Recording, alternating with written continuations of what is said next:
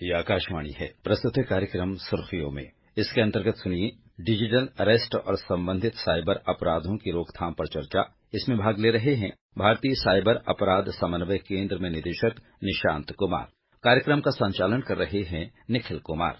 निशांत जी, सबसे पहले मैं आपसे यही पूछना चाहूंगा कि आजकल जो साइबर क्राइम की हम बात सुनते हैं, बहुत सारे ऐसे मुद्दे हैं जहां पर साइबर क्राइम का जिक्र होता रहता है। इसमें अभी जो गृह मंत्रालय ने साइबर क्राइम को लेकर के नए तरीकों को लेकर के अलर्ट जारी किया है, इसके बारे में हमारे श्रोताओं को बताएं। जैसा आप जानते हैं, पिछले एक दशक में खास तौर पर हमारे देश का जो डिजिटलीकरण है वो बहुत ही तेज गति से हुआ है और इसमें सबके हाथों में एक मोबाइल फोन, स्मार्टफोन पहुंच चुका है, कंप्यूटर और लैपटॉप के अलावा, जिसकी वजह से क्या हुआ है, अब इस तकनीक का उपयोग तो किया जा रहा है, बहुत हद तक बहुत क्षेत्रों में इनका उपयोग है, लेकिन इसी के साथ क्या हुआ है, जो कुछ साइबर अपराधी प्रवृत्ति के लोग हैं, उन्होंने इस तकनीक की जो सुविधाएं हैं उनका ही फायदा उठाकर और उसके बाद लोगों को एक तरह से समझिए कि बेवकूफ बनाना शुरू किया है। यानी कि लोगों को एक प्रकार से बातचीत से बहलाकर डर, लालच या ऐसे किसी तरह का प्रलोभन देकर के और ऐसे तरीके अपना करके लोगों से इसी तकनीक के द्वारा कुछ ऐसा किया जाता है जिससे या तो लोग अपने बहुत बड़ी मात्रा में अपने पैसे खो देते हैं या फिर उनका रेपुटेशन या ब्लैकमेलिंग इनके शिकार हो जाते हैं।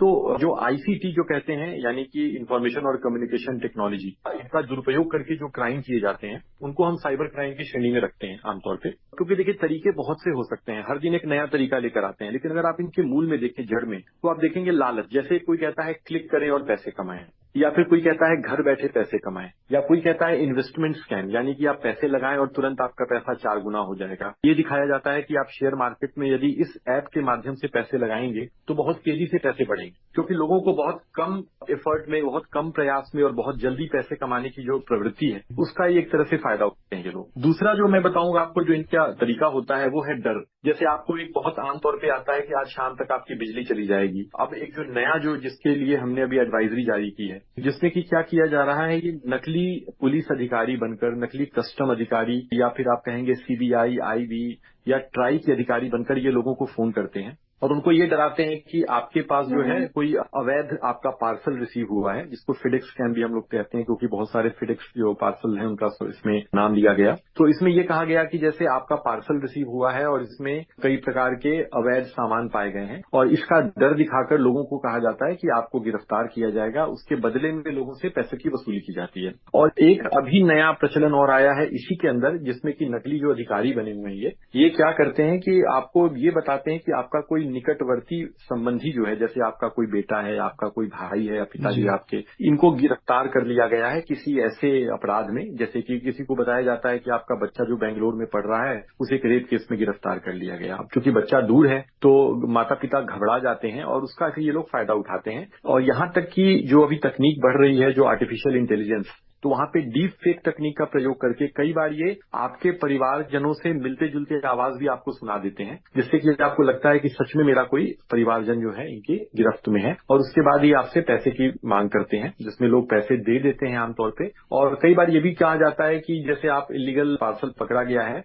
तो आप हमें अपने सारे अकाउंट के पैसे को एक दूसरे अकाउंट में ट्रांसफर कर दें, जहां पर कि आरबीआई इसकी जांच करेगा। और इस प्रकार से क्या होता है, आरबीआई का भी नाम इसमें लपेटा जाता है और ये कहा जाता है जांच के बाद अगर सही पाया गया तो आपके पैसे वापस कर दिए जाएंगे। और इस रूप में लोगों से एक मोटा पैसा दूसरे अकाउंट में ट्रांसफर करा लिया जाता है। हमारे पास एक पोर्टल है जहां पे हमें प्रतिदिन हजारों की संख्या में रिपोर्ट दर्ज किया करते हैं लोग। पोर्टल का नाम अगर लोगों को पता हो तो मैं बताना चाहूंगा, www.cybercrime.gov.in। तो यदि किसी भी व्यक्ति के साथ किसी भी प्रकार का साइबर अपराध हुआ हो तो आकर एफआईआर कराने या नजदीकी साइबर थाने में जाने के बजाय सबसे पहले वो लॉगिन करके यहीं पर अपना कंप्लेन दर्ज करा सकते हैं। और ऐसे तो एक हमारा हेल्पलाइन नंबर भी है। मुख्य रूप से जो फाइनेंशियल फ्रॉड होते हैं, जैसे अचानक से आपके अकाउंट से पैसे जाने लगे, उस परिस्थिति में क्या होता है कि आप पोर्टल पे बैठकर, लोगों को कई बार समय लगता है कि मुझे समय लग जाएगा, तो आप तुरंत 1930 जो हमारा एक राष्ट्रीय स्तर का हेल्पलाइन नंबर है, किसी भी स्टेट में आप बैठे हो, 1930 पे कॉल करके तत्काल आप इसकी रिपोर्ट दर्ज कराएंगे।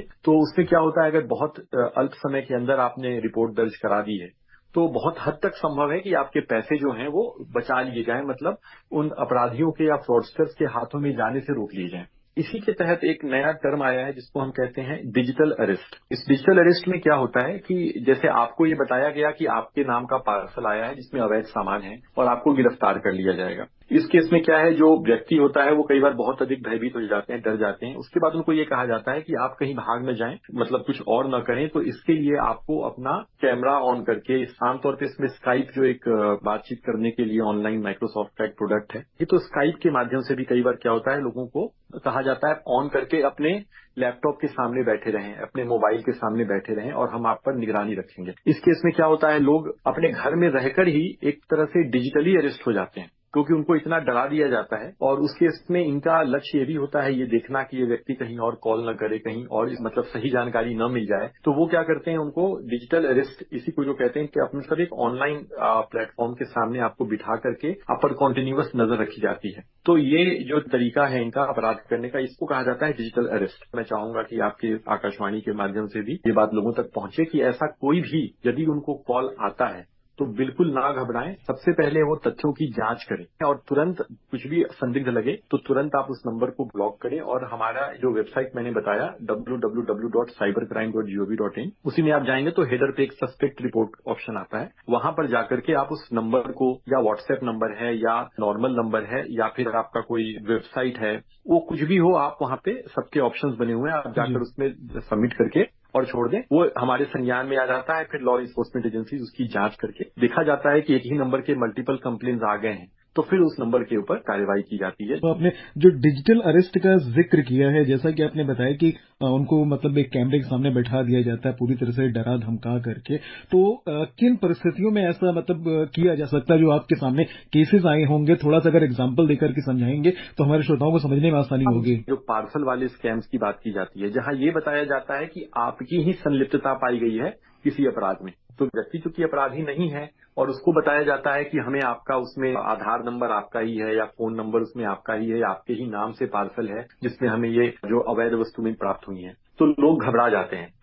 उसके बाद उनको वो नकली पुलिस या जो इन्फोर्समेंट कस्टम अधिकारी हो, सीबीआई अधिकारी जो भी बनकर वो फोन करते हैं। एक बात ध्यान रखिएगा, आमतौर पे ये कॉल व्हाट्सएप नंबर से भी आते हैं, जिसमें कि आपको डिस्प्ले में कोई पुलिस अधिकारी बैठा हुआ दिखेगा। वो पुलिस अधिकारी किसी पुलिस अधिकारी का भी इंटरनेट से डाउनलोड किया हुआ फोटो हो सकता है, कोई नकली भी हो सकता है। इसके अलावा ये लोग एक नकली पुलिस थाने का माहौल बना करके आपको वीडियो कॉल आएगा, वीडियो कॉल आपको किया दिखाया जाएगा, उसमें आपको दिखेगा कि वाकई में एक थाना है जिसमें कोई सीनियर पुलिस अधिकारी या कस्टम अधिकारी बैठा हुआ है, और फिर वो आपको डराएगा कि अब आपको गिरफ्तार कर लिया जाएगा। व्यक्ति जेल नहीं जाना चाहता तो वो डर जाता है, फिर उसको कहा जाता है ठीक है, फिर आप अपने घर में ही रहें लेकिन हमारी नजरों के सामने रहें। और उसके बाद उसको तब तक डराया जाता है, बिठाए रखा जाता है जब तक कि वो अपनी एक कमाई का मोटा हिस्सा जो है इनके अकाउंट में ट्रांसफर न कर दे। और ऐसा देखा गया है कि थोड़े थोड़े मतलब अमाउंट करके लाखों की संख्या में धनराशि जो है मतलब कई बार लिया जाता है पैसा। निशांत जी, एक चीज और पूछना चाहूंगा इसमें आपसे, क्या जो विदेशी नंबर होते हैं उनसे भी फोन किए जा सकते हैं लोगों के पास इन मामलों में?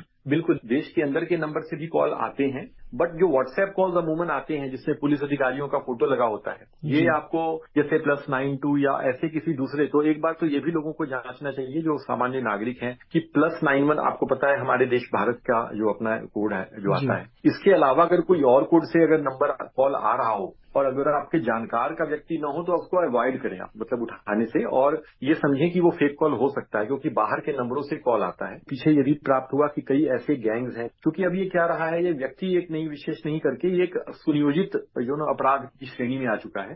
तो कई गैंग्स ऐसे हैं जो क्रॉस बॉर्डर भी ऑपरेट कर रहे हैं, मतलब भारत में लोगों को बेवकूफ बनाया जा रहा है, उनके पैसे ठगे जा रहे हैं, साइबर फ्रॉड्स हो रहे हैं, और ये सीमा पार बैठे मतलब किसी दूसरे देश में वहां पर बैठे कुछ तत्व हैं जो इस तरह के अपराधों को अंजाम दे रहे हैं। निशांत जी, एक प्रश्न आपसे पूछना चाहूंगा यहाँ पर, क्या ये भी संभव है कि भारत में बैठ करके ही किसी अन्य देश का मतलब कोड लेकर के कॉल किया जा सके, खासतौर पर इंटरनेट के माध्यम से, जिसे हम के प्रॉक्सी कहते हैं? आपको किसी पर्टिकुलर देश का एसटीडी कोड दिख रहा है तो ये आवश्यक नहीं है कि ये उसी देश से कॉल का ओरिजिन हुआ है। तभी ये लॉ इन्फोर्समेंट एजेंसीज के लिए एक चुनौती बनती है, क्योंकि हमें फिर ट्रैक करना पड़ता है कि ये वाकई में ये कॉल ओरिजिनेट कहाँ से हुआ है, क्योंकि ये आप जो प्रॉक्सी की बात आप कर रहे हैं या रूट अलग अलग माध्यमों से करता हुआ फिर ये कॉल, क्योंकि ये इंटरनेट कॉल्स होते हैं अमूमन कई बार, तो आपको ये अलग अलग नंबरों से दिखेगा कॉल, बट हो सकता है किसी एक देश का नंबर दिख रहा हो मगर किसी दूसरे देश से किया गया हो, या भारत में ही बैठा व्यक्ति कॉल को रीरूट करके किसी और नंबर से दिखा रहा हो। मुख्य रूप से देखिए क्या है, ये अपराधी बहुत दूर बैठे हैं, इसलिए अगर हम सतर्क और जागरूक हैं देखिए, तरीके बहुत सारे हो सकते हैं, लेकिन अगर आप इसकी जड़ में देखेंगे ना, तो जब आपको समझ में आएगा कि या तो लालच बैठा है, इसके अलावा डर का मैंने आपको उदाहरण दिया, और तीसरा है लापरवाही। जैसे आपको कोई अननोन नंबर से वीडियो कॉल आ गया, आपने उठा लिया, तो ऐसे केसेस में कई बार क्या होता है, लोग सेक्सटॉर्शन के शिकार हो जाते हैं, जिसमें सामने से कोई व्यक्ति इस अवस्था में बैठा है और आप बात कर रहे हैं और उसका एक स्क्रीनशॉट ले लिया गया जी। और फिर आपको दिखाया गया कि आप इस तरह से कॉल कर रहे हैं। तो उसमें क्या है, लोगों को ब्लैकमेल किया जाता है। ऐसे भी कई केसेस आए हैं, जिनमें से कुछ केसेस रिपोर्ट होते हैं, कुछ नहीं भी होते, बट हमें जब पता चलता है, इस पर संज्ञान लिया जाता है। तो ये हमारी लापरवाही है। अगर हमें सजग रहना है, सतर्क रहना है, अननोन नंबर से आए वीडियो कॉल्स को स्वीकार नहीं करना चाहिए आमतौर पे। और दूसरा है कि हमें डरना नहीं है बिना किसी उसके, और लालच नहीं करना, क्योंकि हमें पता है कि ऐसे 1 रुपए 10 रुपए तुरंत नहीं बन सकते। तो इस तरह के जो ध्यान में रखेंगे ना, तो बहुत हद तक संभव है कि ये हम साइबर अपराधियों का शिकार न बने। निशांत जी, एक अंतिम प्रश्न आपसे पूछना चाहूंगा। आजकल के दौर में सोशल मीडिया की जो हम बात करते हैं, तो वहां पर धोखाधड़ी करने के लिए लगातार फर्जी प्रोफाइल का इस्तेमाल किया जाता है। खासतौर पे महिलाओं की फोटो लगा करके, जो मतलब गलत फोटो होती, उन्हें लगा करके लोगों को भ्रमित किया जाता है, उन्हें अपने चक्कर में फंसाया जाता है, फिर पैसे की डिमांड की जाती है। और ये आजकल मैट्रिमोनियल ऐप पर भी होने लगा है। तो इनमें बातों में कितनी सच्चाई है, अगर है तो इनसे किस तरह से बचा जा सकता है? देखिए, इसमें कोई शक नहीं है, इन बातों में सच्चाई है। कई इम्पर्सनेशन कहते हैं या फेक प्रोफाइल जो कहते हैं, जिसमें कि आपको एक व्यक्ति का डिस्प्ले में फोटो लगा करके और उसकी तरह का एक प्रोफाइल बना करके दूसरे लोगों को कई बार बेवकूफ बनाया जाता है। तो इस तरह के केसेस होते हैं। मैट्रिमोनियल में तो आपको, चूंकि वेबसाइट्स हैं, उस वेबसाइट पे कोई व्यक्ति अब किसी दूसरे की तस्वीर लगा करके अपना प्रोफाइल बना ही सकता है। तो इस तरह के भी वो होते हैं। तो ये जो सोशल मीडिया वगैरह है, तो ये अगर आप किसी को जानते हैं, और तब, क्योंकि अमूमन क्या होता है, सोशल मीडिया में 2-3 तरह की गलतियां हम करते हैं जी। एक तो क्या है, अपने विषय में जरूरत से ज्यादा जानकारी हम शेयर कर देते हैं कि हम आज कहाँ गए, कल हमने क्या किया, या हम अभी क्या कर रहे हैं। तो इस तरह की चीजें जितना ज्यादा हम बताते हैं, क्योंकि अपराधी कई बार इन सोशल मीडिया प्रोफाइल्स को, आजकल इतने सारे ऑटोमेटेड टूल्स आ गए हैं, जिनसे कि बहुत जल्दी स्कैन करके पता लगा सकते हैं कि आपकी पसंद नापसंद क्या है, या आपका कोई सगा संबंधी कहाँ है। उसके आधार पे वो आपके लिए एक प्रकार का एक मतलब ट्रैप तैयार कर सकते हैं। तो हम सोशल मीडिया पे कम से कम जानकारियां शेयर करें, मतलब जो जरूरत है उतनी ही शेयर करें। दूसरा है, अनजान लोगों को ना वो दोस्त न बनाए सोशल मीडिया पे, आमतौर पे जो होता है। इससे क्या होता है कि तभी ये फेक प्रोफाइल, अगर आप व्यक्ति को जानते हैं और उसको आपने सोशल मीडिया पे जोड़ा है, तो शायद आपको पता होगा कि ये फेक प्रोफाइल है या नहीं है। लेकिन यदि आपको नहीं पता है, तो फिर आपने किसी को जोड़ लिया, तो आपको धोखा हो सकता है आपके साथ। तो अगर ऐसा कोई आपको संज्ञान में आता है, तो आप हमारे साइबर क्राइम रिपोर्टिंग पोर्टल पे भी बता सकते हैं, और नहीं तो आप उन सोशल मीडिया प्लेटफॉर्म्स पे भी, हमारी उनसे अक्सर बात होती है, हमने उनको भी कई गाइडलाइंस दिए हैं कि आप उन सोशल मीडिया प्लेटफॉर्म पे जाकर भी कंप्लेन कर सकते हैं कि एक फेक प्रोफाइल है। तो उससे क्या होता है, वो उसको डाउन कर सकते हैं, जो प्रोफाइल्स हैं उनको। मुझे लगता है सतर्कता ही इसकी पहली जो है ना, फर्स्ट लाइन ऑफ डिफेंस जो कहते हैं, वो यही है कि हमें जागरूक और सतर्क रहना है। तो इससे हम इस प्रकार के अपराधों से बच सकते हैं और दूसरों को भी बचा सकते हैं। मैं एक चीज यहाँ जोड़ना चाहूंगा, हमारे जो गृह मंत्रालय का ये I4C है, Indian cyber crime coordination centre, हमारा एक सोशल मीडिया हैंडल भी चलता है जिसका नाम है साइबर दोस्त। ये सारे प्लेटफॉर्म्स पे अवेलेबल है, जैसे फेसबुक, ट्विटर। इसमें हम लोग क्या करते हैं कि जो भी लेटेस्ट जो इस तरह के मोडस ऑपरेंडी चल रहे हैं, उनके विषय में हम लोग तुरंत सूचित करते हैं। तो मैं अपना आग्रह करूंगा जो आपके श्रोता हैं, कि अगर जितने लोगों को बता सके और खुद उसको जरूर फॉलो करें, ताकि वहां जो भी लेटेस्ट अलर्ट्स हैं या इस तरह की उपयोगी जानकारियां हैं, वो हम शेयर करते रहते हैं। मतलब एक तो 3 चीजें ध्यान रखने की है हमारी तरफ से। एक 1930 जो कॉल का नंबर है जी। दूसरा है हमारा cyber crime reporting portal www.cybercrime.gov.in, और ये दोनों ही तब है जब आप किसी साइबर अपराध के शिकार हो गए हों। लेकिन जो तीसरा और सबसे महत्वपूर्ण है कि आप शिकार हो ही ना, इसके लिए जागरूक रहें। इसके लिए हमारा वो जो साइबर दोस्त सोशल मीडिया हैंडल है, उसको जरूर फॉलो करें आप लोग। इससे क्या होगा कि समय रहते ही जो है अलर्ट सावधानियां मिल जाएंगी। जी निशांत जी, जानकारी देने के लिए, हमसे जुड़ने के लिए और चर्चा करने के लिए आपका बहुत बहुत धन्यवाद। अभी आप सुन रहे थे डिजिटल अरेस्ट और संबंधित साइबर अपराधों की रोकथाम पर चर्चा। इसमें भाग ले रहे थे भारतीय साइबर अपराध समन्वय केंद्र में निदेशक निशांत कुमार। कार्यक्रम का संचालन कर रहे थे निखिल कुमार। ये कार्यक्रम आकाशवाणी के समाचार सेवा प्रभाग द्वारा प्रस्तुत किया गया। इसे आप हमारे mobile app news on AIR और YouTube channel news on AIR official पर भी सुन सकते हैं। इस कार्यक्रम के संबंध में अपनी प्रतिक्रिया आप हमें ईमेल या व्हाट्सएप के माध्यम से भेज सकते हैं। ईमेल का पता है airnsttalks@gmail.com और व्हाट्सएप नंबर है 9289094044।